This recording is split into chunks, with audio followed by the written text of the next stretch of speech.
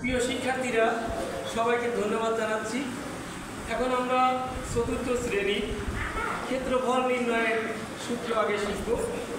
সূত্র দিয়ে কীভাবে সমস্যাগুলোর সমাধান করা যায় সেই সম্পর্কে তোমাদের বোর্ডে করে দেখাবো। ঠিক আছে? তো প্রথমে আমরা আগে সূত্রটা জেনে নেই যে আয়তের ক্ষেত্রফল সমান কি।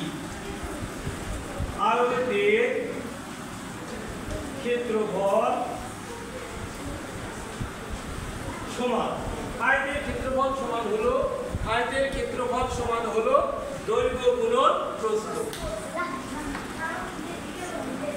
দৈর্ঘ্য গুণন প্রস্থ,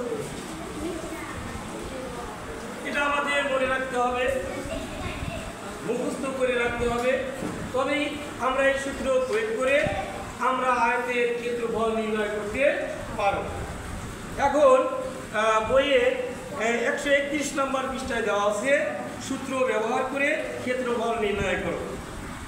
এখানে দেওয়া আছে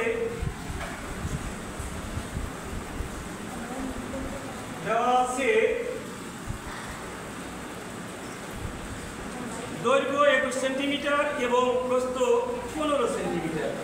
দেওয়া আছে দৈর্ঘ্য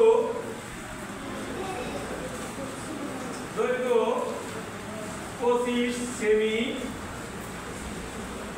এবং প্রস্থ 21 সেমি। তোমরা ঠিক মতো দেখতে পাচ্ছ তো? খেয়াল করে দেখতে পাচ্ছ তো? এখানে দৈর্ঘ্য দেওয়া আছে 21 সেন্টিমিটার এবং প্রস্থ দেওয়া আছে, দৈর্ঘ্য দেওয়া আছে 25 সেন্টিমিটার এবং প্রস্থ দেওয়া আছে 21 সেন্টিমিটার। যখন আমরা আয়তের দৈর্ঘ্য এবং প্রস্থ জেনে যাব, আমরা নির্দ্বিধায় আয়তের ক্ষেত্রফল নির্ণয় করতে পারবো। এখন আমরা এই যে আয়তের ক্ষেত্রফলের সূত্রটা লিখেছি, এই সূত্র প্রয়োগ করে এর ক্ষেত্রফলটা আমরা নির্ণয় করব। সুতরাং আয়তের ক্ষেত্রফল সমান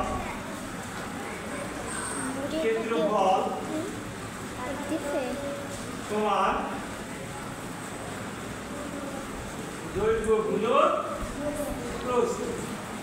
এখন তোমরা খেয়াল করে দেখো, এখানে দেওয়া আছে দৈর্ঘ্য কত দেওয়া আছে? দৈর্ঘ্য দেওয়া আছে 25 সেন্টিমিটার।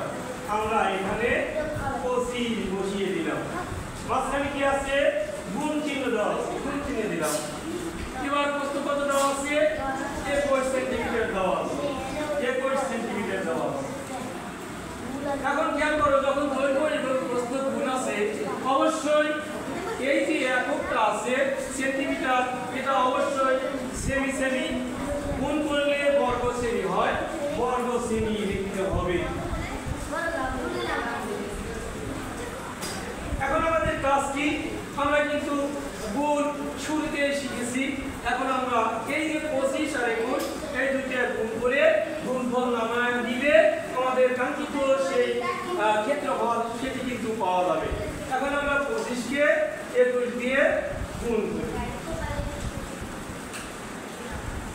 5 কে 5, 2 হাত কে 2, 1 হাত ফাঁকা। এইবার 2 দিয়ে গুণ করব। 5 2 10, 10 এর কত নামে? 0 নামে। হাতে থাকে 1, 2 2 4 আর 1 এ 5। এখন আমরা যোগ করি 5 2 5। তাহলে আমরা গুণ করে ক্ষেত্রফল কত দিলাম? 525। আশা করি তোমরা এই যে ক্ষেত্রফল নির্ণয় করলাম এটা বুঝতে পেরেছো। সবাইকে অসংখ্য ধন্যবাদ জানাচ্ছি। আল্লাহ হাফেজ।